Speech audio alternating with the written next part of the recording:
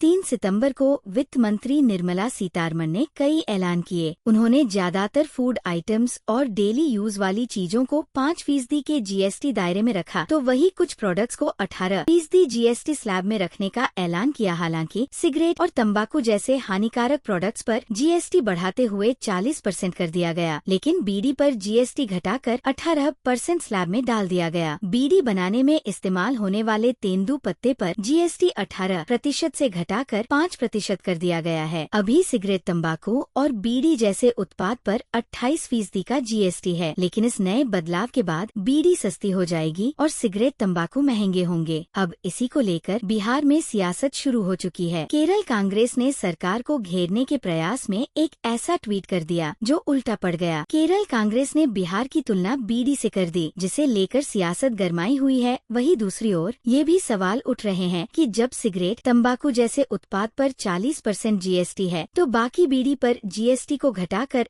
8% क्यों किया गया है? इस कदम ने सोशल मीडिया पर लोगों को हैरान कर दिया है, जिन्होंने पूछा है कि क्या सिगरेट हानिकारक है लेकिन बीड़ी नहीं। कुछ लोगों ने इसे बिहार में होने वाले आगामी विधानसभा चुनावों से जोड़ा है। बीड़ी पर जीएसटी में कटौती का उद्देश्य संभवतः घरेलू बीड़ी उद्योग को बचाना हो सकता है, क्योंकि ट्रेड यूनियनों के अनुसार इसमें 60 से 70 लाख लोग काम करते हैं, जिसमें महिलाओं की भागीदारी ज्यादा है। वहीं श्रम और रोजगार मंत्रालय के एक आंकड़े के अनुसार देश में लगभग 40 लाख लोग बीड़ी उद्योग से डायरेक्ट जुड़े हुए हैं। एनडीटीवी के मुताबिक भाजपा के वैचारिक मातृ संगठन आरएसएस से जुड़े संगठनों समेत कई सामाजिक संगठनों ने सरकार से बीड़ी पर 28% जीएसटी दर कम करने की मांग की थी। उनका तर्क है कि इससे मजदूरों को मदद मिलेगी। स्वदेशी जागरण मंच ने वित्त मंत्री निर्मला सीतारमण को एक पत्र लिखा था और कहा था कि 28% जीएसटी की वजह से रजिस्टर्ड बीड़ी मैन्युफैक्चरिंग सेक्टर में रोजगार पर असर पड़ा है। इससे अनरजिस्टर्ड बीड़ी प्रोडक्शन यूनिट्स में काम करने वाले मजदूरों को भी परेशानी हो रही है। संगठन ने कहा कि पहले बीड़ी पर बहुत कम ड्यूटी लगती थी